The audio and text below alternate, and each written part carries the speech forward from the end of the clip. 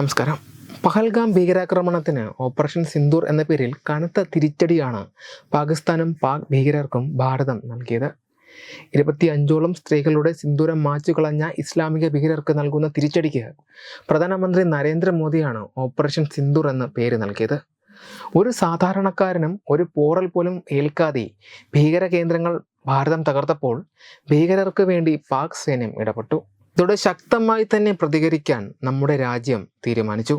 പാക് സൈന്യത്തോടല്ല, ഭീകരരോടായിരുന്നു ഭാരതത്തിൻ്റെ പോരാട്ടം.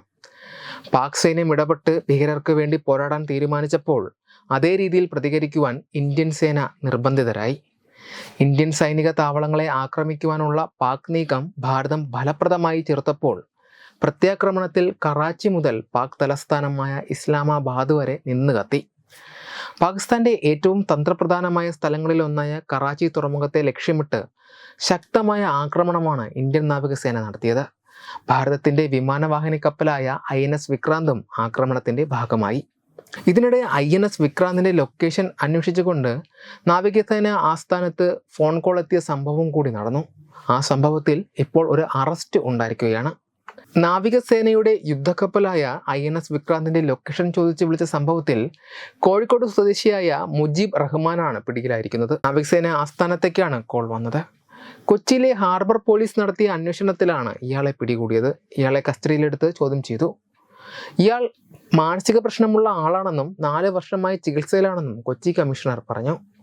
ഏതെങ്കിലും സംഘടനകളുമായി ബന്ധമുള്ളതായി ഇതുവരെയും തെളിവ് ലഭിച്ചിട്ടില്ലെന്നും ഇയാൾ ഇതുവരെയും കുറ്റം സമ്മതിച്ചിട്ടില്ല എന്നും അദ്ദേഹം കൂട്ടിച്ചേർത്തു.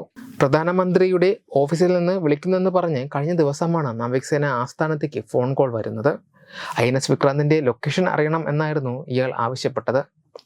ഇന്ത്യ പാക് സംഘർഷം രൂക്ഷമായിക്കൊണ്ടിരിക്കുകയാണ്. പ്രധാനമന്ത്രിയുടെ ഓഫീസിൽ നിന്നാണെന്ന വ്യാജേന ഫോണിൽ വിളിച്ച് INS വിക്രാന്തിനെ സംബന്ധിക്കുന്ന വിവരങ്ങൾ ശേഖരിക്കുവാനുള്ള ശ്രമം ഉണ്ടായത്.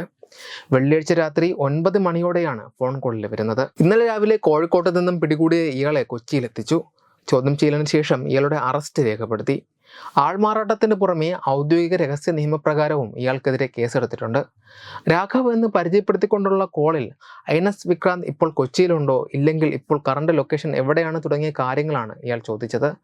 സംശയം തോന്നിയ നാവികസേന ഉദ്യോഗസ്ഥർ ഉടൻ തന്നെ വിവരം പോലീസിന് കൈമാറി. തുടർന്ന് ഫോൺ ലൊക്കേഷൻ കേന്ദ്രീകരിച്ച് നടത്തിയ അന്വേഷണത്തിലാണ് കോഴിക്കോട് സ്വദേശിയിലേക്ക് എത്തിച്ചേർന്നത്. Web desk Tatwamayi news. Thumpamon Shri Vadakkumnathan ക്ഷേത്രം, അമ്പലക്കടവ്, പത്തനംതിട്ട. ശ്രീമദ് സ്കന്ദപുരാണ മഹാസത്രം 2025 മെയ് 11 മുതൽ 18 വരെ. ബ്രഹ്മശ്രീ മുംബൈ ചന്ദ്രശേഖര ശർമ്മയുടെ മുഖ്യ കാർമ്മികത്വത്തിൽ മഹാഗണപതി ഹോമം, സ്കന്ദപുരാണ പാരായണം, മഹത് പ്രഭാഷണങ്ങൾ, പൂജഹോമാദികൾ, കലാസാംസ്കാരിക പരിപാടികൾ. സത്രയജ്ഞ കർമ്മങ്ങളിലേക്ക് എല്ലാ ഭക്തജനങ്ങളുടെയും സാന്നിധ്യവും സഹകരണവും സാദരം അഭ്യർത്ഥിക്കുന്നു.